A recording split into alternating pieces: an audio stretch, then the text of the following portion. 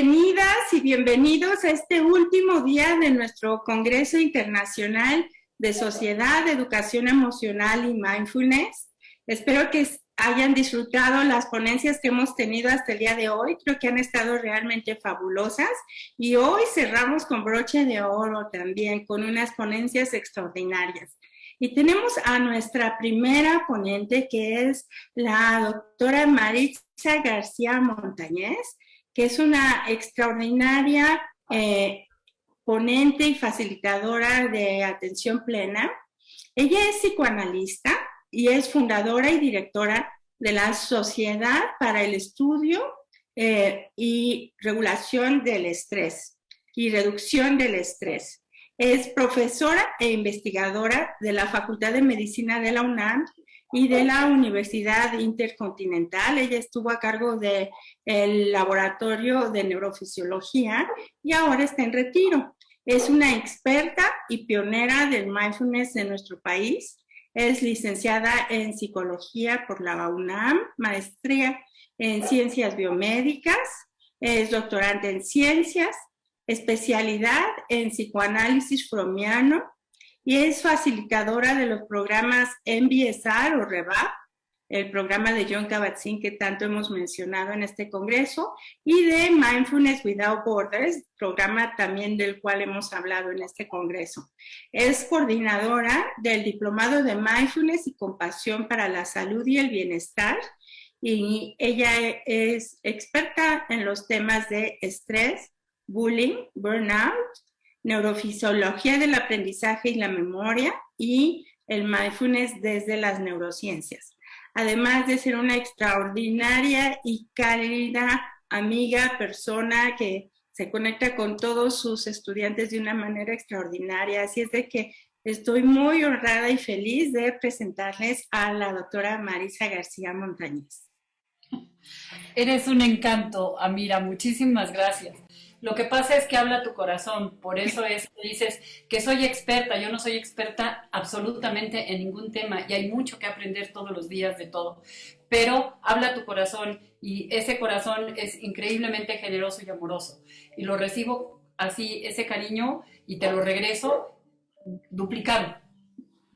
Bueno, pues muchas gracias. Vamos a comenzar. Agradezco que me hayan hecho favor de invitarme para poder platicar un poco acerca de este tema, que realmente es muy penoso que a veces, sobre todo en nuestra cultura, hacemos moda ciertas cosas y nos olvidamos de la parte académica, de la parte científica, de la parte real, objetiva, racional del tema, al grado tal, como lo veremos al rato, se los voy a mencionar, que a la palabra bullying le han dado varias traducciones, pero le dicen en México bullear. Cuando yo dije, ¿será que la Real Academia de la Lengua Española ya la introdujo? Ya no, para nada, pero somos muy hábiles y muy ágiles y entonces le decimos bullear con la mayor facilidad del mundo. Entonces, comenzamos el estudio del bullying hace más o menos más de 10 años. Dos alumnas fueron a Estados Unidos, entraron a un congreso, les llamó la atención el tema, entraron, se interesaron, llegaron a México y me dijeron, Maritza, podemos hacer nuestra tesis. Ellas estaban en el penúltimo semestre, habían sido mis alumnas. Contigo, claro, muchachas, qué gusto, muchas gracias, vengan, miren el proyecto que yo tengo, los proyectos que estoy haciendo son fulanos. No, es que queremos trabajar con bullying. Y yo me llevaba muy bien con ellas y dije bullying, pues toreando. Y entonces quiero decirles que yo no tenía la más mínima idea del tema. Les digo, muchachas, yo no trabajo con eso. Cuando ya me explicaron de qué se trataba, busquen, vamos a ver quién. Maritza, es que ya buscamos y nadie. Les dije, entonces, ¿por qué yo? Pues porque te dijimos que tú ibas a ser nuestra tutora, pero además porque genera estrés. Ya cuando dijeron la palabra estrés, que es de lo que más o menos sé un poquito, pues ahí me convencieron, a ver, vamos a buscar. Pedimos 3 libros en ese mismo instante por Amazon, nos llegaron una semana después, uno para Circe, otro para Rosamari, las alumnas que trajeron el tema a México, Circe Álvarez Peña y Rosamari Rodríguez, y otro para mí. A la semana ya lo habíamos leído, nos reunimos y ahí comenzó la historia del bullying en México. No ahora tengo tiempo de poder mostrar los resultados, gráficas, porque llegó un momento en que se estudiaron al mismo tiempo más de 3.500 alumnos, haciéndoles encuestas y demás. Voy a tratar nada más de mencionarles básicamente lo que sí es el bullying, así de simple, lo que sí es el bullying, porque como les decía, no hay una idea clara de lo que es, comenzando incluso por su traducción, bulear, violencia escolar, que es otra cosa, como lo veremos ahorita, etc. Entonces, gracias que me permiten hablar acerca de este tema y sobre todo, cómo este tema es tan importante que lo tratemos, sobre todo desde la visión de la educación emocional y el efecto que mindfulness tiene sobre los seres, no nada más que ejercen el maltrato, sino que lo reciben y que lo observan, es decir, todos, porque al final de cuentas todos estamos en esto. Muy bien, Ujule ahora no quiere pasar, ¿por qué? Ahí va.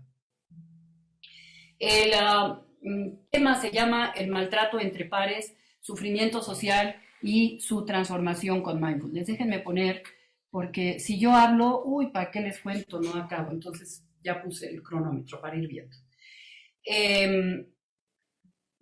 Hay un proverbio que canso quizá probablemente a las personas con las que platico, pero es que es mi proverbio favorito, que dice que la palabra enseña y el ejemplo arrastra. En algunos otros países le llaman la palabra convence, pero el ejemplo arrasa. Y creo que esto es muy importante porque a lo largo de la plática me gustaría que nos quedáramos con el compromiso de que una cosa es lo que decimos, pero nuestro ejemplo es básico para todas las generaciones. Comencemos por simplemente mencionar qué es el temperamento. Es la parte innata y de origen genético que los seres humanos traemos. Tiene sus raíces totalmente en la genética.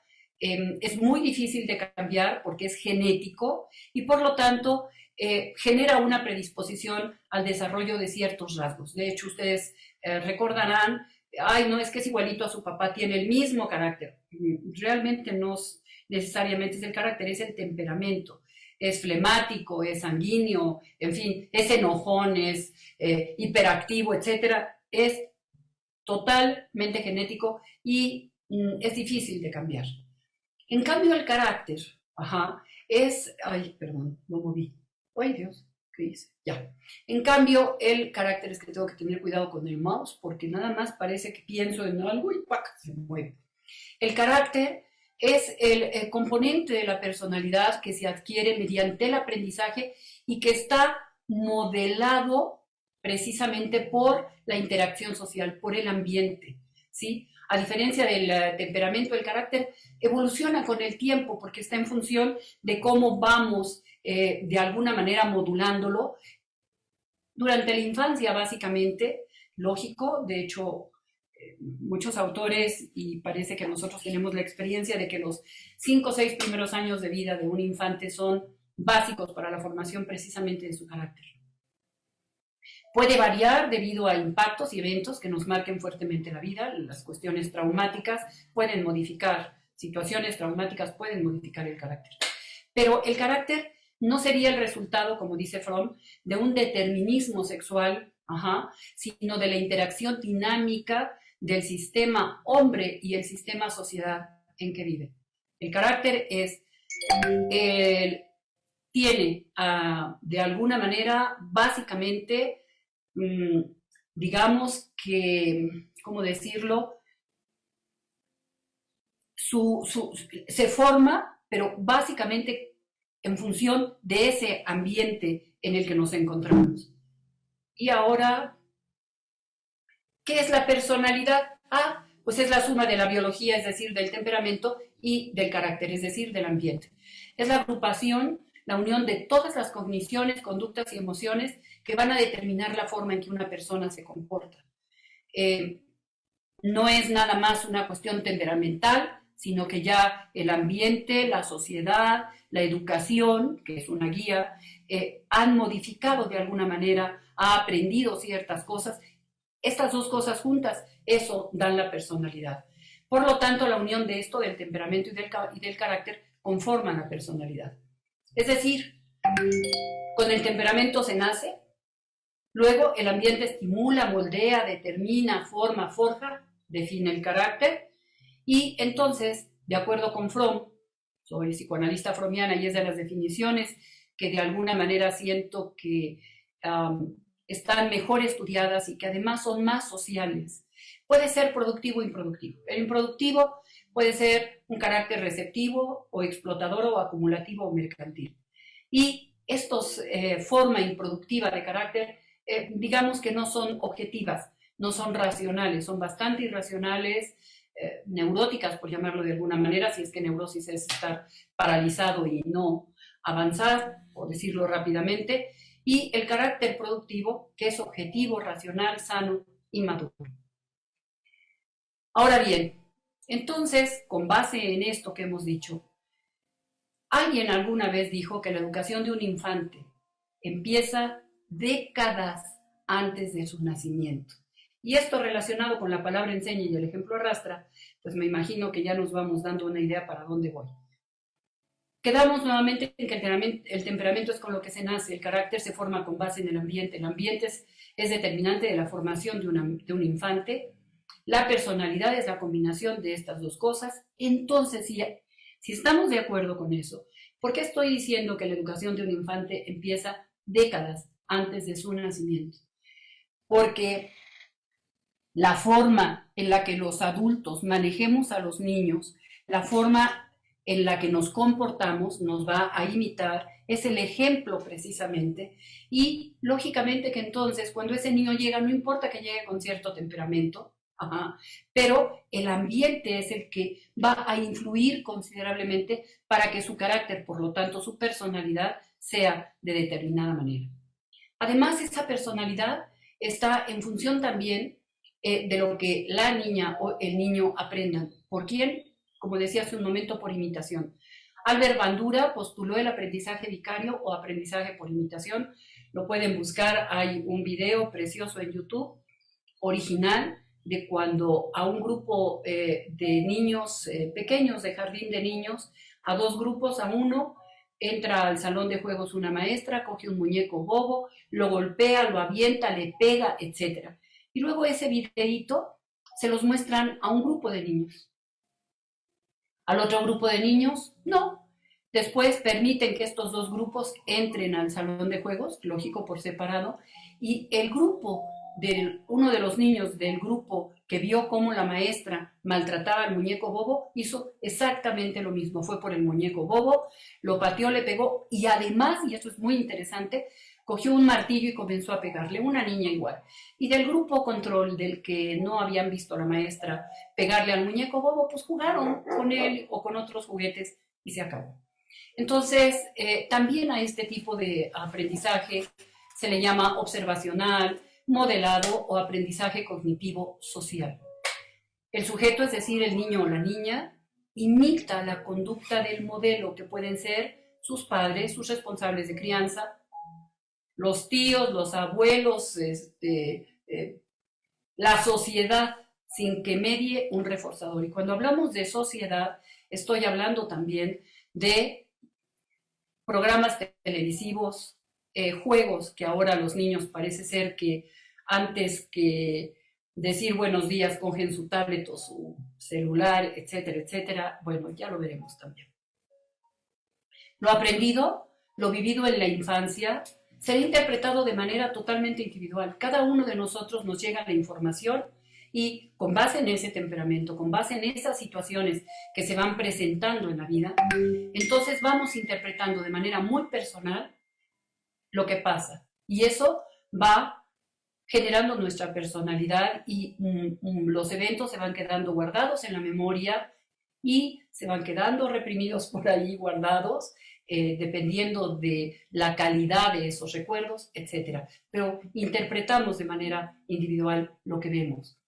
Como un recuerdo subjetivo de lo vivido, como decía, sí, se van reprimiendo seguramente, si son muy dolorosos, en fin, y que con base en lo doloroso que pueda ser, se quede en la memoria inconsciente, es decir, se queda reprimido, y motive conductas no sentidas, no explicadas, no entendidas, no objetivas. Por eso hablaba hace rato de la personalidad o del carácter improductivo. Es decir, se llegan a realizar muchos, lo que en psicoanálisis se llama acting outs, que en español sería paso al acto. No nos damos cuenta, pero actuamos lo que traemos allá adentro.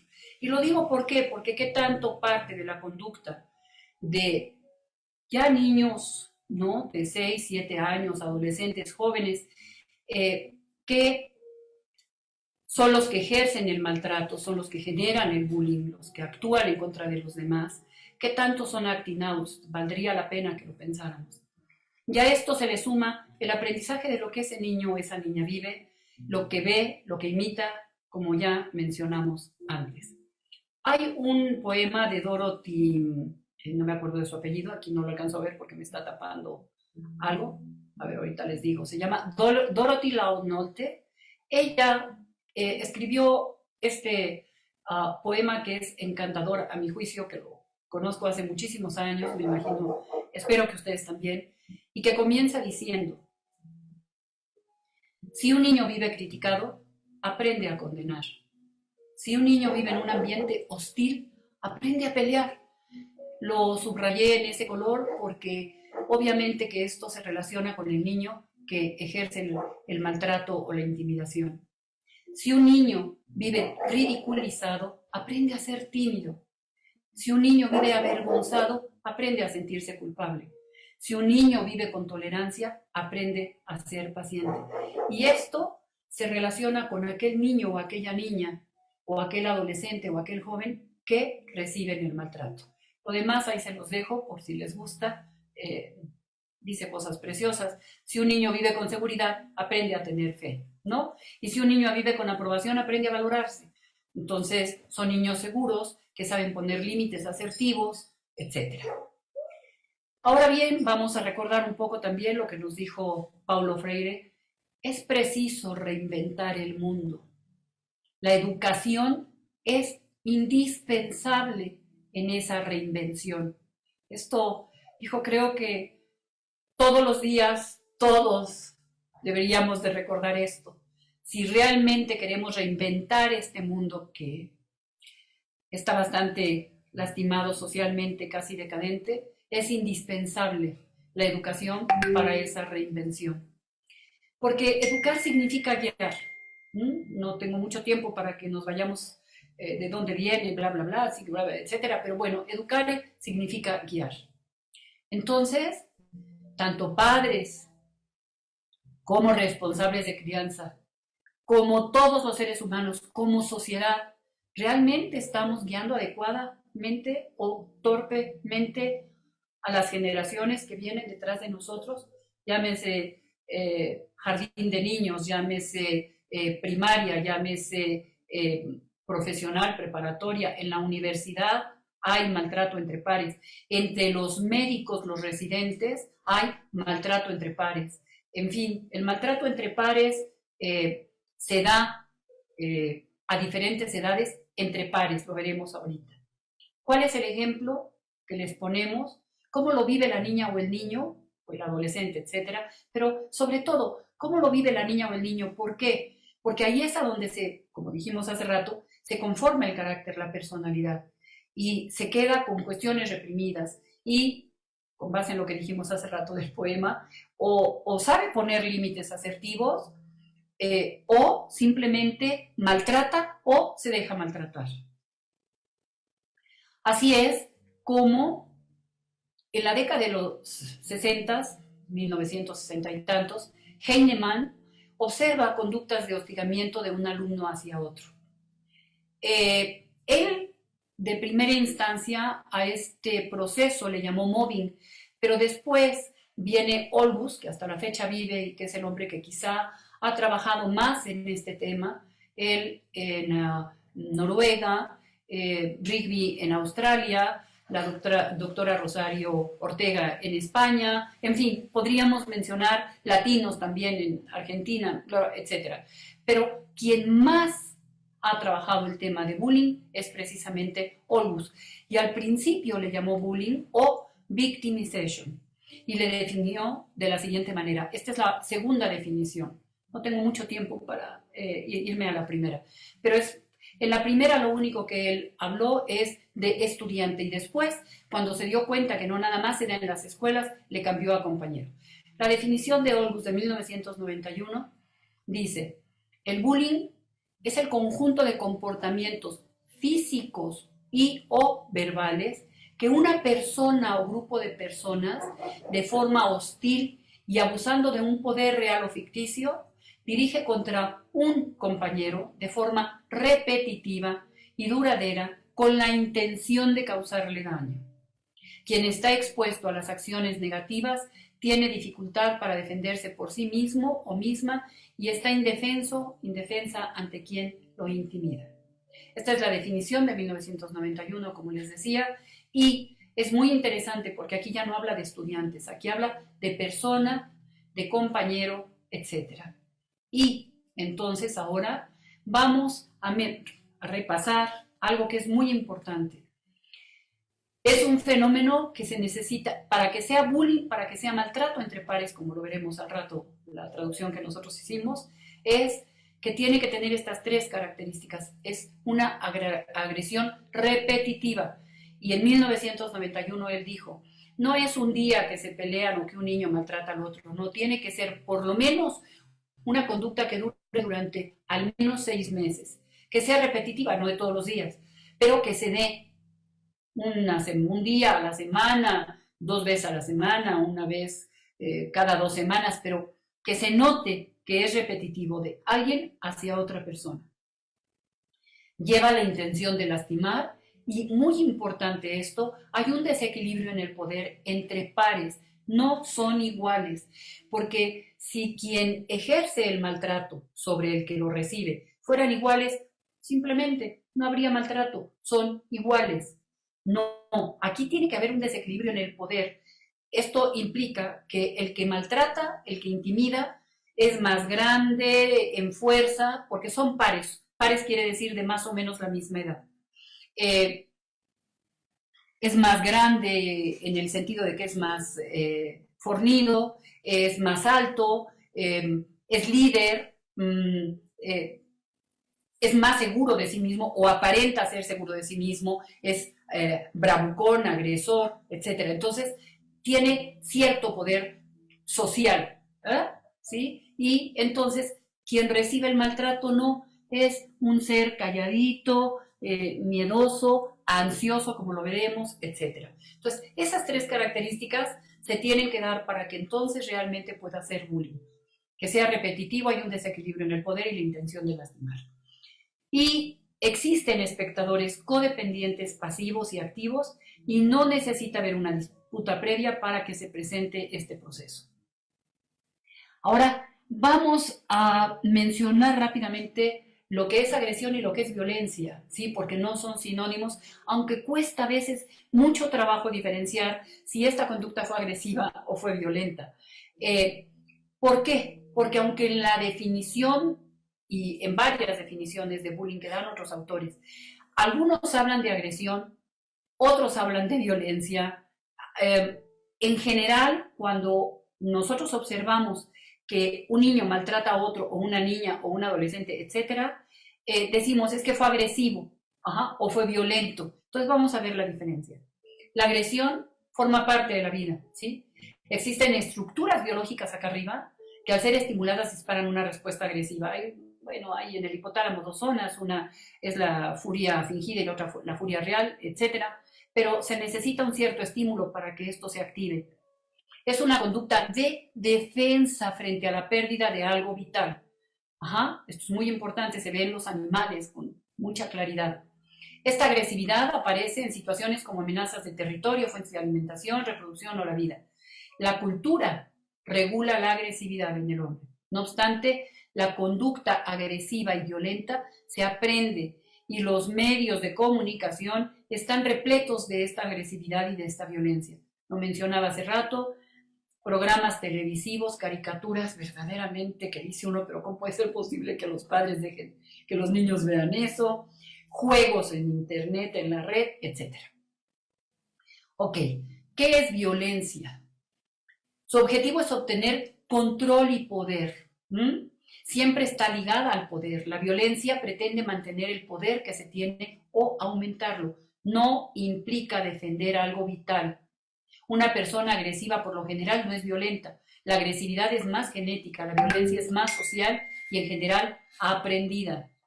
Hay sometimiento de una a otra persona. Lo marca el dominio del abusador y la indefensión aprendida de la víctima atemorizada. El diálogo no existe, pues no solo hay monólogos e imposiciones, hay control y muchos sentimientos de miedo en quien es violentado. Si se fijan, hay diferencia entre ser agresivo y ser violento. Y estas son algunas imágenes muy dolorosas, ¿verdad? De precisamente cómo en chicos y chicas hay maltrato.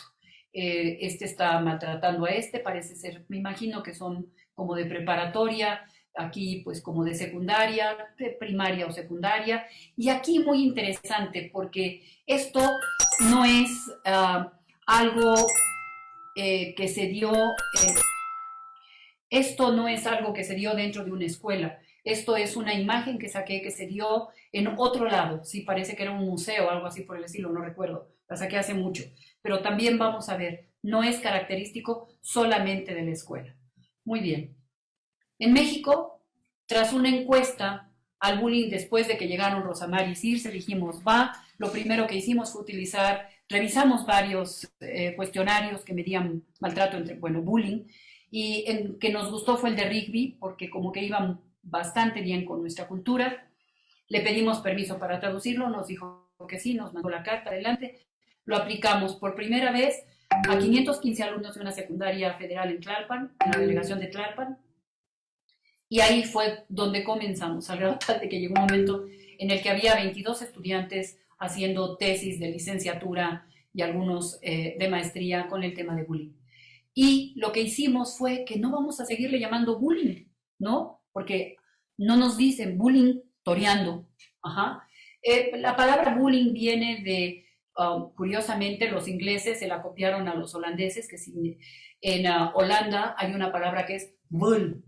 Y esa palabra quiere decir lo que yo te hago sentir a ti, pero originalmente eso es lo que te hago sentir de manera agradable.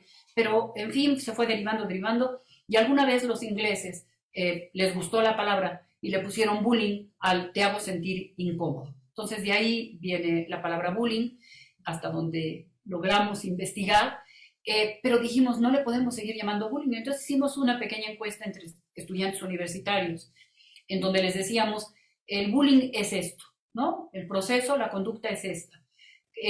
¿Con qué la relacionan ustedes en nuestro país? Con hostigamiento, acoso, intimidación o maltrato. Y curiosamente, maltrato e intimidación tuvieron exactamente la misma calificación. Acoso muy poquito y hostigamiento prácticamente nada. Ahora bien, también nos dimos cuenta que según el país se le nombra, por ejemplo, se le llama acoso escolar en España, en Nicaragua, en Argentina. En Colombia le llaman matoneo. Una vez fui a Colombia y me dicen, usted es la que viene a hablar de matoneo. Y yo, no, en Colombia yo no hablo de matoneo. No, iba yo porque iba a hablar de bullying. Entonces allá le llaman matoneo. En fin, la traducción está en función de la cultura y desafortunadamente de la desinformación, del desconocimiento del tema y de las modas. Terrible, porque como les decía, en México le llaman bulear a quien maltrata, buleador. O, oye, yo lo escuché en una escuela, oye, quiero hablar contigo porque tu hijo buleó a mi hija. En fin, por favor, tratemos de evitar eso. Entonces, con base en esa encuesta, lo que le llamamos fue maltrato o intimidación entre pares, no iguales, pares, más o menos la misma edad. El MED y la violencia escolar, que también así le llaman en muchos lugares, no son sinónimos. No se trata del mismo proceso. La violencia escolar se da en la comunidad educativa, es decir, entre alumnos con alumnos, alumnos con maestros, maestros con directivos, directivos con maestros, etc. Es decir, la relación agresiva e incluso violenta entre alumnos, docentes, directivos, padres o responsables de crianza, prefectos, trabajadores del plantel, incluso hasta con los inspectores. Eso es la violencia escolar. Entonces, por favor, no hagamos sinónimo de bullying, violencia escolar, porque es otra cosa. El MED no es inherente a las escuelas. Por favor, no le llamemos acoso escolar. Primero, acoso no, porque en nuestra cultura la palabra acoso tiene una fuerte tendencia hacia lo sexual, y no es escolar porque no solamente se presenta ahí, sobran ahora estudios en donde se demuestra y se conoce que se presenta entre hermanos, se presenta también en unidades habitacionales entre hermanos, favorecido por ya sea la predilección de los dos padres por un hijo o de un padre hacia un hijo, pero se da entre hermanos. Y en las unidades habitacionales los vecinos incluso están en diferentes escuelas, salen a jugar al parque, se ven afuera de la unidad y hay maltrato entre pares. Entonces, no satanicemos a las escuelas diciendo que es maltrato en las escuelas, acoso escolar, violencia escolar, nada de eso, por favor. ¿Cómo se presenta el maltrato entre pares? De manera física, pellizcos, empujones, golpes, verbal, básicamente, apodos, insultos, ostracismo, no te hablo, que es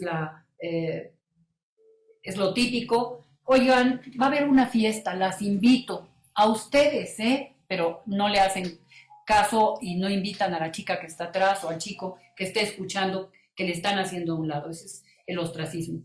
Y desafortunadamente ahora lo que le llaman cyberbullying, que es por las redes sociales, Facebook, Twitter, Instagram, etcétera, etcétera. Eso es terrible. Hay casos muy fuertes que nosotros llegamos a enterarnos, que no tengo tiempo de comentarlos, pero por favor hay que ser muy cuidadosos de las redes sociales, en todos, no nada más en los niños, en los adolescentes y en todo el mundo. ¿Quiénes son sus actores? Quien ejerce el maltrato, mal llamado víctima, porque si le llamamos víctima, crece con ese sobrenombre, crece con esa imagen y es muy difícil después quitársela. Victimario, quien ejerce el maltrato, victimario. Quien sufre el maltrato, víctima, por favor no le pongamos así, ni le llamemos así, porque como les digo, se quedan con esta imagen tanto el victimario, al que le llaman victimario, como al que le llaman víctima. Y trabajamos en los reclusorios para adolescentes en conflicto con la ley, en estas comunidades terapéuticas, adolescentes que han delinquido y se quedan con esta imagen, yo soy el bravucón, yo soy el maldito, etcétera, etcétera. Y también existe quien observa el maltrato, al que comúnmente le llaman testigo. Por favor, hablemos de quien ejerce el maltrato, quien sufre el maltrato, quien observa el maltrato. A veces, por cuestiones prácticas, en presentaciones hablamos de víctima, victimario y testigo, pero no lo usemos, por favor, de manera común y corriente. Y esta nada más se las presento rápidamente porque si se fijan en primarias y en secundarias, quien ejerce el maltrato va por igual ahora, tanto niñas como niños, tanto niñas como niños. Miren, aquí más niñas que niños. ¿Quién ejerce el maltrato? ¿Quién tiene problemas con otros aspectos de su vida, como algo que sucede en la familia o dificultades en la escuela? Puede sentir que sus padres o los maestros no le prestan suficiente atención. Ha visto a sus padres, hermanos o hermanos mayores obtener lo que querían a base de bravuconear. Esa misma persona sufre las bravatas de otro chico o de sus hermanos o aún de sus propios padres o responsables de crianza, tíos, etcétera, familia. Sus padres le han malcriado o no le han enseñado a no lastimar a los demás. Está expuesto a mucha violencia en el cine, la televisión o en los videojuegos. Hay una tesis precisamente de una alumna que estudió el efecto de los videojuegos y de los programas televisivos sobre el maltrato entre pares y no se imaginan lo que encontramos, tanto en escuelas particulares, privadas como federales. En general, ellos son los sujetos, las personitas que ejercen el maltrato y sufren. Cuando maltratas a quien imitas, primarias, secundarias, lo mismo. Videojuegos, este es muy interesante, se fijan, es la moradita, es la que me interesaba de alguna manera que vieran, por eso las puse, para primarias. Para secundaria, la que parece que es más alta, dicen de la sociedad. Los chicos de secundaria dicen que aprenden a comportarse violentamente de la sociedad. Sin olvidar la presión de grupo, que también es muy importante porque es muy poderosa. A la gente le gusta hacer lo que sus amigos hacen. Entonces algunos chicos pues dicen, ay, pues para que me acepten en el grupo y este es el líder, pues voy a hacer lo que él hace. Pueden pensar que se están divirtiendo y ni siquiera se dan cuenta de que están realmente bravuconeando, maltratando a alguien. Si no se unen al grupo, sienten que no pertenecen y que están fuera. Y recuerden que nosotros los humanos tenemos una necesidad básica, que es la necesidad de pertenencia. También quienes ejercen el maltrato actúan lastimando durante 1 o 2 años, pero luego dejan de hacerlo. Y quienes reciben el maltrato, que ahorita vamos a ver sus características, cuando son jóvenes, cuando son adultos, ellos por venganza también ejercen el maltrato. Algunos chicos actúan como maltratadores con una sola persona, como si esa persona fuera su punching bag, ¿no? A veces el objetivo de quien ejerce la intimidación es porque solo se proponen hacerle llorar. Otros ni siquiera saben que su comportamiento hace tanto daño. En efecto, nosotros mismos incluso podemos maltratar o intimidar y no saberlo. Ahora, ¿cuáles son las características de quien recibe el maltrato? Psicodinámicamente hablando, quien se pone. Ese alguien siente como si tuviera una marca en la frente, ¿sí? O tal vez un aviso en la espalda que diga, maltrátame, bravucanéame, aquí estoy, conmigo puedes. Son chicos muy ansiosos, tímidos, que agachan la mirada, que no pueden ver de frente. Interesantemente, en las investigaciones acerca de quién maltrata o intimida, se ha encontrado que aproximadamente el 25%, es decir, 1 de cada 4, de las chicas o chicos son, aquí sí le puse víctimas para que fuera rápido, de los que ejercen el maltrato. ¿Cuáles serían algunas de estas causas que utilizan los que bravuconean, los que maltratan? ¿Cuáles serían algunas de las causas que tienen estos chicos que reciben el maltrato? Ser de tamaño diferente, pertenecer a alguna minoría, algo lo destaca su nombre, y las más frecuentes, ponerse ansioso o disgustarse fácilmente, no tener amigos o estar siempre solo o sola, poca confianza en sí mismo o parecer no poder defenderse. Y de hecho muchos de ellos no lo saben hacer, ni siquiera pueden decir no, me molestes, estar a veces en el lugar equivocado. El maltrato entre pares o la intimidación entre pares destruye, humilla, genera sufrimiento en todos, tanto en quien ejerce, recibe u observa. A todos genera sufrimiento, humilla, destruye. Y una vez Martin Luther King dijo, hemos aprendido a volar como los pájaros y a nadar como los peces, pero no hemos aprendido el sencillo arte de vivir juntos como hermanos. Creo que vale la pena que recordemos eso. La sociedad sufre por el maltrato entre pares en todas partes, en las escuelas, en las casas, en los hospitales, en lugares de trabajo, etc. Que en el lugar de trabajo, ¿por qué? Porque me estoy imaginando una escuela, por ejemplo, o un club deportivo, etc. Porque cuando hay maltrato entre personas que están laborando, eso se le llama mobbing. Ese sí se llama acoso laboral. Pero cuando aquí pongo lugares de trabajo es porque en un club deportivo los maestros sufren por el maltrato que un adolescente ejerce sobre el otro. Ahora bien, el MEP genera psicopatología que requiere de atención psiquiátrica, porque genera ansiedad, depresión, síntomas somáticos, oposicionismo y alteraciones de conducta. Y también genera distracción de horas de enseñanza en las escuelas, conflictos y sufrimiento, ¿no? Aquí este niño, bueno, puede ser que sea de los niños que traen una severa depresión ya. También hay intervención de instancias federales cuando hay MEP, sí, porque realmente llega a haber situaciones muy, muy graves, sobre todo en adolescentes y jóvenes, de quien ejerce el maltrato sobre alguien y llegan a generarles problemas físicos o psiquiátricos muy severos. Hay disfunción familiar, hay división de la misma, abusos, resentimientos no resueltos que dividen a los familiares, incluso por siempre cuando hay maltrato entre pares. Y llega a la casa, la mamá defiende, el papá dice, no, es que esto no está bien, en fin. Genera distrés al grado de psicosomatizar y pobre salud mental.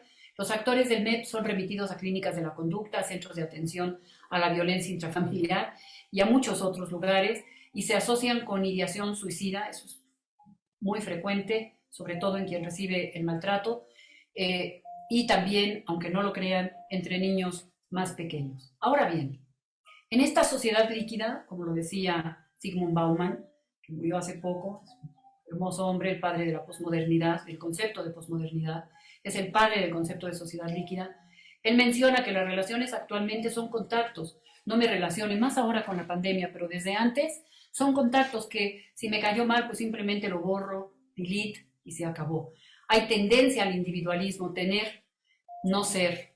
Eso lo decía Fromm y hay 2 libros que hablan de eso. La identidad se construye flexible, cambia constantemente. Esto es algo que está lastimando considerablemente a estas generaciones. Se vive en la enajenación. Estamos en una sociedad de consumo mercantilista. Y entonces, con todas estas características, en esta sociedad líquida, les hemos enseñado y puesto el ejemplo de lo que es la compasión, por ejemplo. Es en este contexto enajenado, en donde los niños, adolescentes y jóvenes que maltratan se alejan de la realidad más inmediata y los vínculos de amistad, amor, solidaridad, ¿dónde están? Se diluyen como el agua.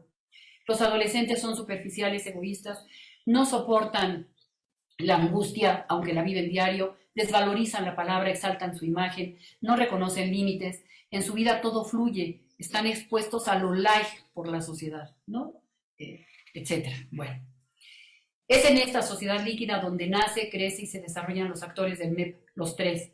Sobreviven, no viven. Su espontaneidad ha desaparecido, pues son los demás quienes determinan su comportamiento y sentimientos. ¿Sí? En donde se matan individuos, el más fuerte es el que gana, el dominante. Todo este escenario social refuerza al MEP y se retroalimenta el sufrimiento social. Este se favorece por la sociedad líquida y esta aumenta más el sufrimiento social. Urge incorporar la educación emocional en la sociedad, empezando en la escuela. El docente debe cambiar su perspectiva de la enseñanza, no debe impartir únicamente asignaturas, sino que de alguna manera también tiene que enseñar a los niños a que sientan, ¿sí? Los compañeros deben aprender a reconocer sus emociones. ¿Qué sientes? ¿Qué sientes? El niño llora, no es, sí, tienes derecho a llorar, vete para allá, no. Ven, ¿qué sientes? Enojo, dolor, preocupación, miedo, etc. Debemos enseñar a sentir, a discriminar, a ser empáticos. De acuerdo precisamente con el doctor Vizquerra, un proceso educativo continuo y permanente que pretende potenciar el desarrollo emocional como complemento indispensable del desarrollo cognitivo, constituyendo ambos los elementos esenciales del desarrollo de la personalidad integral. Para ello, se propone el desarrollo de conocimientos y habilidades sobre las emociones con el objeto de capacitar al individuo para afrontar mejor los retos que se planteen en la vida. Todo ello tiene como finalidad aumentar el bienestar personal y social. Eso es lo que debiera realmente cumplir un proceso educativo. Entonces debemos evitar la violencia, la agresión, la crueldad, la destrucción, la enajenación, la liquidez. Por lo tanto, se propone educar, que es guiar en valores, enseñar solución de conflictos, educar por la paz, conocer, discriminar la intimidación o el maltrato para prevenir el dolor, el sufrimiento de la sociedad.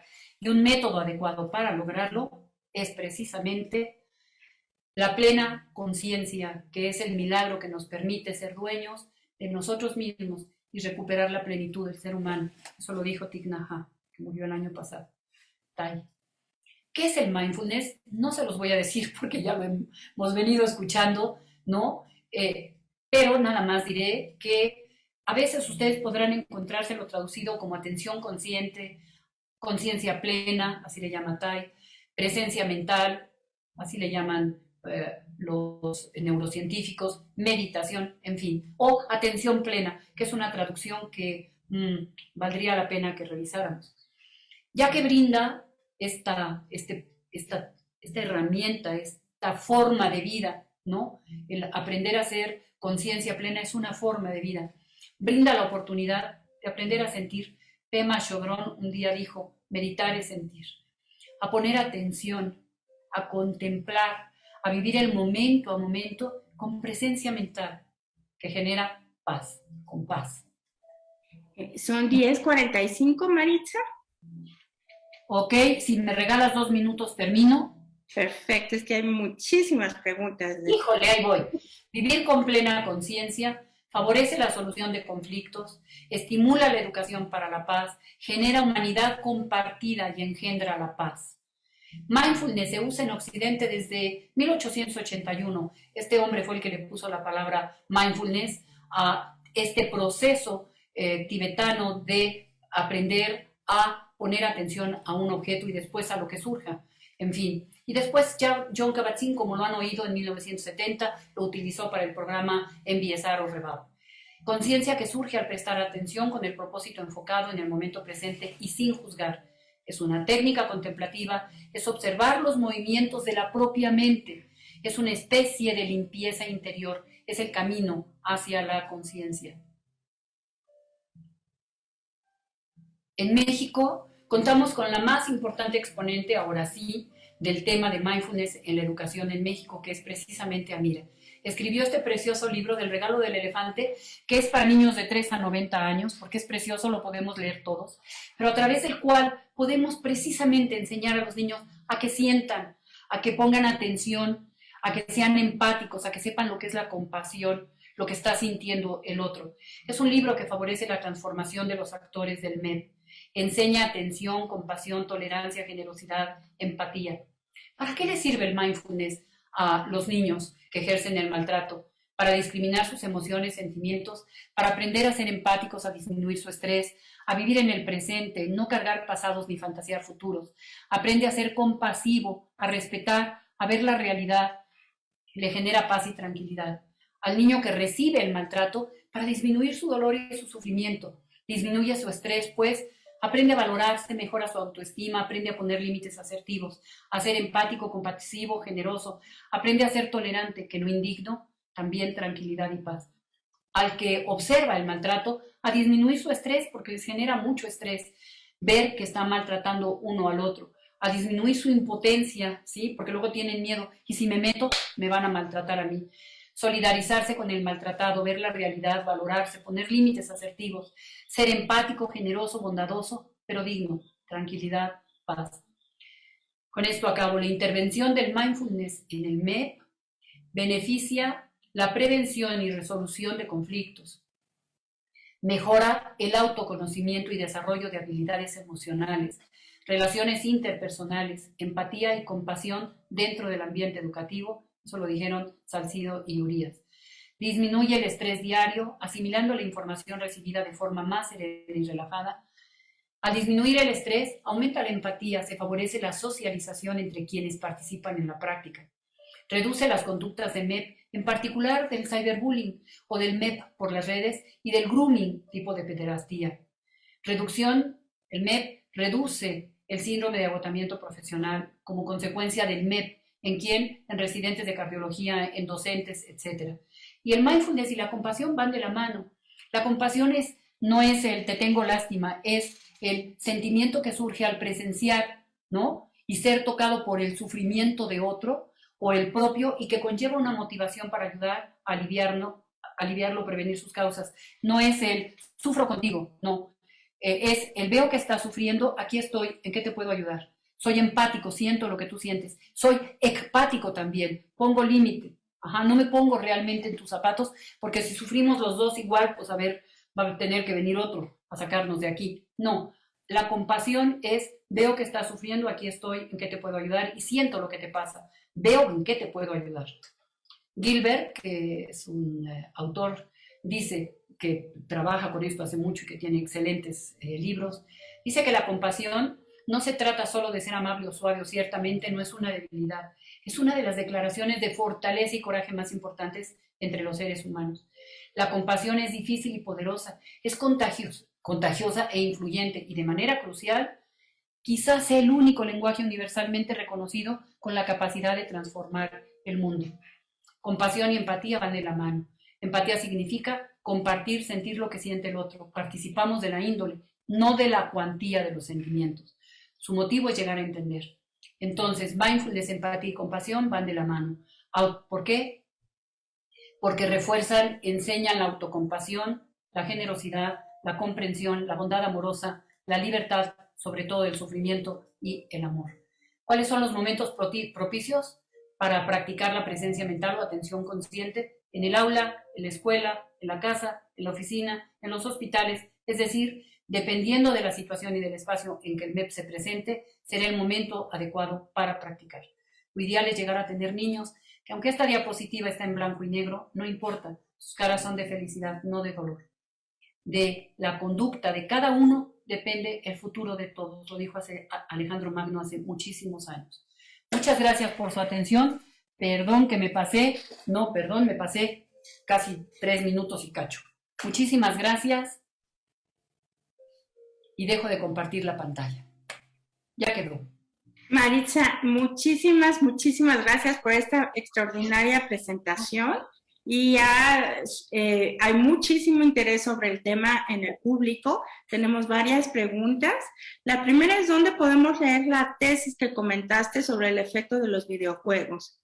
Ok, en la Universidad Intercontinental buscan la tesis de María de Alba.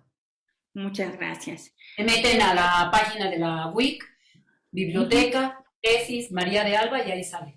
Perfecto. ¿La minoría podría ser étnica? Lo pregunta esta Angie por un caso grave que sucedió en una escuela de Querétaro y le achacaron que era porque el menor era otomí. Sí se da, y muy severamente. Sí se da. Y lo llegamos a ver en ciertas escuelas, porque no nada más trabajamos en la Ciudad de México, sino que comenzamos a aplicar el CURMIC, que fue el cuestionario que hicimos, ya después de que usamos el de Rigby, hicimos uno, ¿te acuerdas? Y entonces, por supuesto, y no sé si a ti te tocó, Amira, no, pero ¿te acuerdas cuando fuimos a la comunidad de tratamiento en San Fernando? Sí, ahí sí. en esa comunidad de tratamiento había un chico que ni siquiera hablaba español. No me acuerdo de dónde era, ahorita se me vaya, fue hace mucho. Ni siquiera hablaba español. Bueno, no saben cómo lo maltrataban, claro que sí. Respecto al término maltrato entre pares, ¿cómo se le llama al maltrato de profesores a alumnos? He trabajado, nos dice Nancy González, con niños con altas capacidades que son maltratados por maestros que no entienden esta neurodiversidad. Violencia escolar, lo dijimos. Cuando es en la comunidad educativa se llama violencia escolar, eso es violencia. Docentes contra alumnos, alumnos contra docentes. En una escuela, los padres de familia se lograron meter a la escuela, quién sabe, nunca supimos cómo. Y cuando la maestra iba subiendo las escaleras, la tiraron de las escaleras porque maltrataba, ella, la maestra, maltrataba a era niña, ya tampoco me acuerdo, esto pasó hace muchísimos años. O sea, fueron los padres, la mamá y la hermana mayor de aquella niña, creo que era, hicieron esto, los padres contra el maestro contra los alumnos, etc. Eso es violencia escolar. ¿Existe algún modelo de crianza que requiera realizar entre los profesores de la materia para ser aplicado a padres de familia o instituciones? ¿Existe algún modelo de crianza realizado por profesores? Pues creo que lo que primero, a ver si entiendo bien la pregunta, me cuesta un poco de trabajo, pero a ver si lo que entendí. Creo que lo que tenemos que hacer es capacitar, pero capacitarnos todos a la sociedad, pero particularmente como en las escuelas que pasan los niños tantas horas al día y durante tantos días al año. Entonces, ahí se presenta, por eso es que se creía que nada más se daba en las escuelas, ¿no? Entonces, lo primero que tendríamos que hacer es capacitar a los maestros lo que sí realmente es el maltrato entre pares, el bullying, y de qué maneras podemos ayudar a que los niños aprendan compasión, a poner límites asertivos, a no maltratar, todo lo que se requiere para que esto disminuya, desaparezca, ¿no? Pero como también se da entre hermanos, bueno, pues ¿quiénes tenemos que capacitarnos? Pues los padres, ¿no? Para saber entonces hacer cosas que no maltraten y que no lastimen y que no humillen, etcétera, etcétera. No sé si por ahí Perfecto. va. Sí, nada más yo quería comentar brevemente respecto a esta pregunta. Existe un modelo que se llama PESE, que es especial para los padres también. Y hay una pregunta que nos dice si podrías comentar un poco sobre mobbing. Esto es el mobbing es el maltrato, bueno, no es maltrato, es realmente, sí, maltrato como tal, pero es un acoso en los trabajos, ¿no? Alguien la toma contra alguien, ya sea el jefe contra el subordinado o entre compañeros, se maltratan de manera terrible, físicamente, por insultos, devaluando su trabajo. Hay toda una serie de características de cuando realmente es acoso laboral. Sobre eso, si gustan, me escriben al correo y les puedo mandar información acerca de lo que es el mobbing. Quién es más, Lineman es el que más ha estudiado sobre esto, tiene perfectamente bien, pero hablar sobre mobbing necesitamos otra plática. Pero es el acoso que hay entre compañeros, jefes, sobre subordinados, o incluso a veces subordinados sobre jefes, dentro del ámbito laboral. Perfecto. ¿Podrías volver a compartir tu correo, la última diapositiva, para que la apunte quien esté interesado en escribirte directamente? docenciamaritza2011@gmail.com. Uh-huh. Y bueno, tenemos, hay otro comentario de Ernesto Castellanos que dice que hay que recalcar que bullying ya migró a los medios digitales, me refiero al término bullying.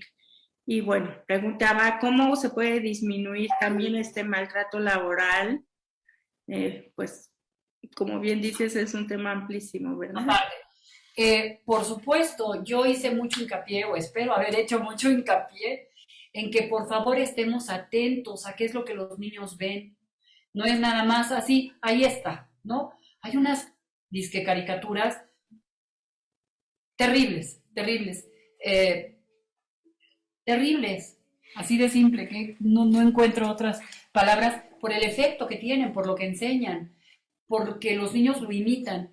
Yo recuerdo que cuando mi hijo era pequeño y veía Batman, y media hora, porque yo soy de las madres malvadas que solamente dejaban ver a sus hijos media hora de televisión, y les gustaba Batman, a mi hijo le gustaba Batman.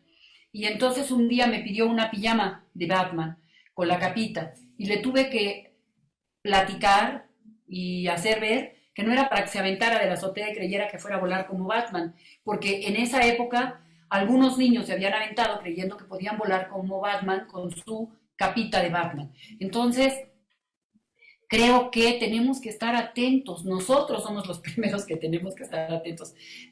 Nosotros como padres de familia, como docentes, como amigos, como familia, ¿sí? Como sociedad, tenemos que estar atentos.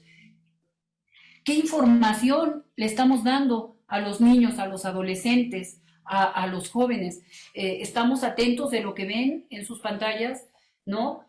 Ahora, para una mamá y para un papá que no le compra la tablet último modelo, al niño es, ay, qué malo soy. Perdón, pero el niño se mete a su recámara, sobre todo en ciertos niveles socioeconómicos, y ustedes no saben a dónde entran. Entran a la Deep Web, incluso, tienen tal agilidad mental que entran a la Deep Web. Y ahí hay cosas espantosas, créanmelo, se los prometo que lo he vivido, lo he visto, he trabajado con pacientes, etcétera.